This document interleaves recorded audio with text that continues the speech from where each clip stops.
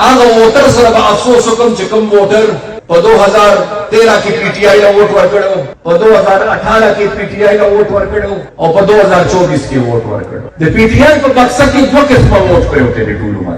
یو د پی ټی آی د خپل کارکون ووټ او چې چا ووټ ورکړ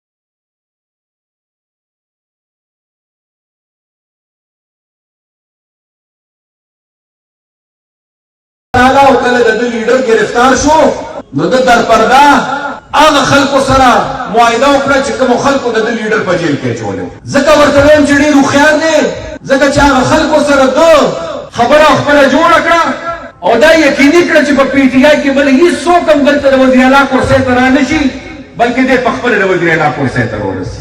دا سودا یې د فایدې به کړي او د عقل فیصله به یې کړي په قول د هغه چې هغه وایي چې زه ډېر پوه انسان یم. خو زه ورته وایم چې کوم سړی خپل ملګري په میدان کې پرېږدي هغه که عقلمند ورته څوک وایي او که نه وایي خو بېخونده ورته ضرور وایي، کمزورې ورته ضرور وایي.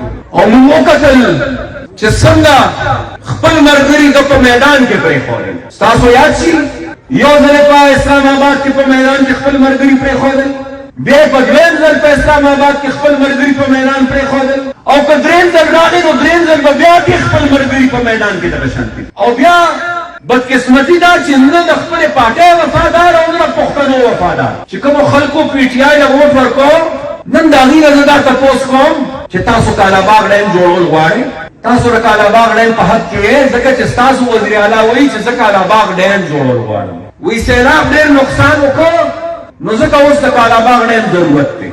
انګریزي کې ورته کلاود برسټ وایي، په پښتو کې ورته شړک وایي، چې په غرونو کې مې اوبه یکدم راغلي دي د هغې په نتیجه کې دا ډېر لوی نقصان او تاوان شي. اوس زه نیم پوه چې د دغې شړک او د کالاباغ ډیم د یو بل سره څه تعلق، زه په دې نه پوهېږم. ما دې یې نیم پوهېږي ځکه چې هغه ځان ته ډېر هوښیار